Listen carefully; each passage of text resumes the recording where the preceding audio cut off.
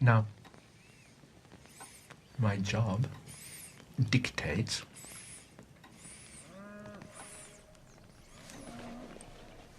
that I must have my men enter your home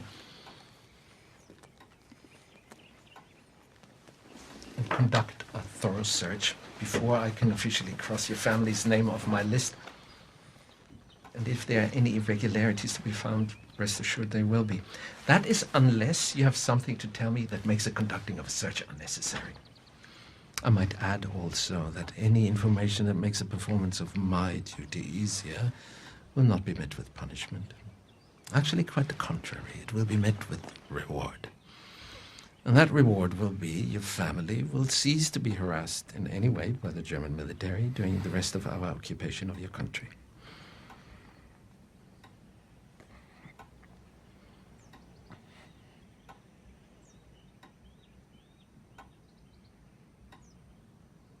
You're sheltering enemies of the state, are you not?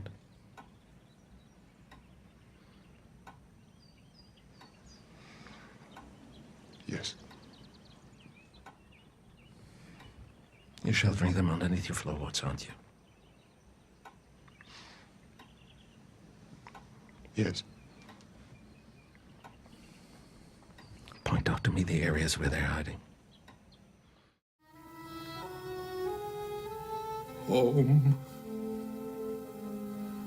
I have no home. Hunted. Despised. Living like an animal. The jungle is my home. But I shall show the world that I can be its master. I shall perfect my own race of people. A race of atomic supermen that will conquer the world.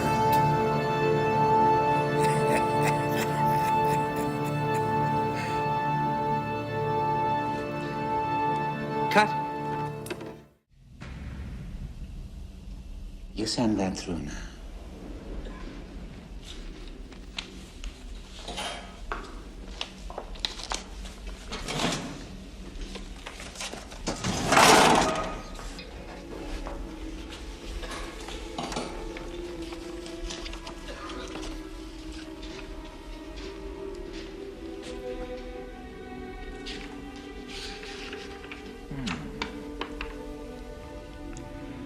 Oh, Agent Starling, you think you can dissect me with this blunt little tool? No. I thought that your knowledge... You're so ambitious, aren't you? Do you know what you look like to me with your good bag and your cheap shoes? You look like a rube. A well-scrubbed, hustling rube with a little taste. Good nutrition's given you some length of bone, but you're not more than one generation from poor white trash, are you, Agent Starling? And that accent you've tried so desperately to shed, pure West Virginia. What does your father do? Is he a coal miner? Does he stink of the land? And oh, how quickly the boys found you. All those tedious, sticky fumblings in the backseats of cars, while you could only dream of getting out, getting anywhere, getting all the way to the end.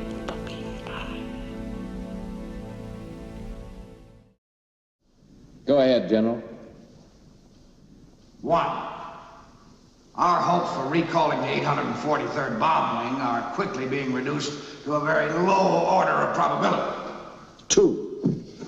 In less than 15 minutes from now, the Ruskies will be making radar contact with the planes. 3. When they do, they are going to go absolutely ape, and they're going to strike back with everything they got. 4. If, prior to this time, we have done nothing further to suppress their retaliatory capabilities, we will suffer virtual annihilation. Now, 5. If, on the other hand, we were to immediately launch an all-out and coordinated attack on all their airfields and missile bases, we'd stand a damn good chance of catching them with their pants down. Hell, we got a 5-to-1 missile superiority as it is. We could easily assign 3 missiles to every target and still have a very effective reserve force for any other contingency.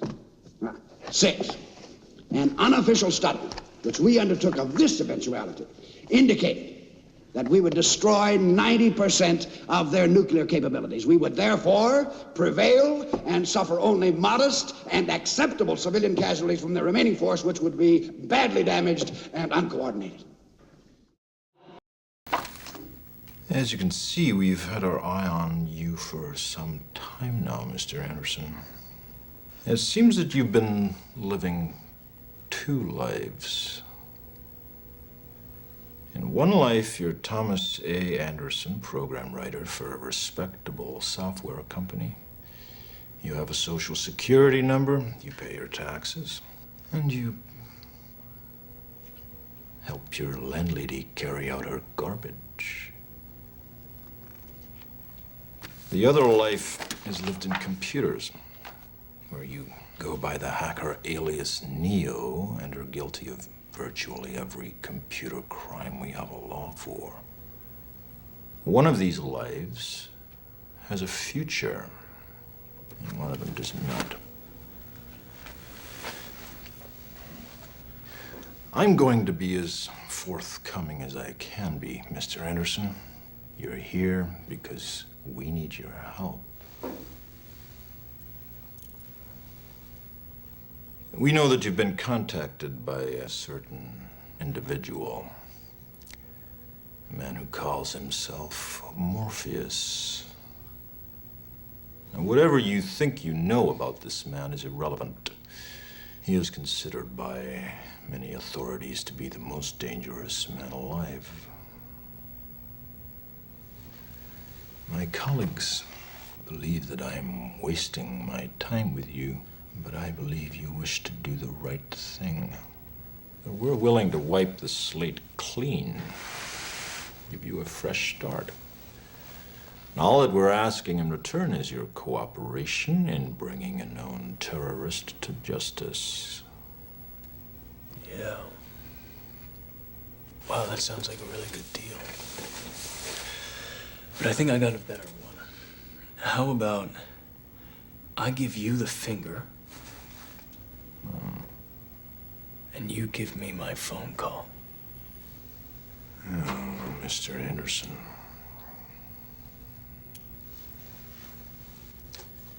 You disappoint me. You can't scare me with this Gestapo crap. I know my rights. I want my phone call. And tell me, Mr. Anderson, what good is a phone call if you're unable to speak? Yes, I know. The last few weeks you haven't been yourself. And tonight at dinner you were kind of curt with me. Was I? Yes, you were. And when I brought up the idea of having a baby, you sort of jumped down my throat. Well, I don't think it's a very good idea. Why not? Because it's the last thing in the world we need right now. Why do you say that? Is there something wrong? I don't know. Well, tell me, should I be worried? Well, you got 4 children. I want one with you. Well, I think we should wait till things settle. So what does that mean? We've been married 4 years. How settled can things get? You know, you have some very set plans on how your life should be structured. A house, kids, certain schools, a home in Connecticut. It's all very preconceived. Yeah, but I thought you needed that. When we met, you said your life was chaos. I know, but there's got to be some give and take. Oh, listen, I don't know what the hell I'm talking about. Are you angry with me? No. Do you feel, are you disenchanted with our marriage? I didn't say that. Are you in love with someone else? My God, what is this? The Gestapo? No. Well, what? What are you not telling me? What kind of interrogation? Supposing I said yes, I am disenchanted. I am in love with someone else. Are you? No. But you keep asking these awful questions. My God, it's like you want me to say yes. What are you talking about? Of course not. I'd be destroyed. For Christ's sake, stop torturing her. Tell her you want out and get it over with. You're in love with her sister. You didn't do it on purpose. Be honest. It's always the best way. Look, can I help you?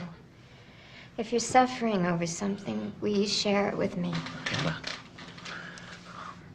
you know how much I love you. I ought to have my head examined. I don't deserve you.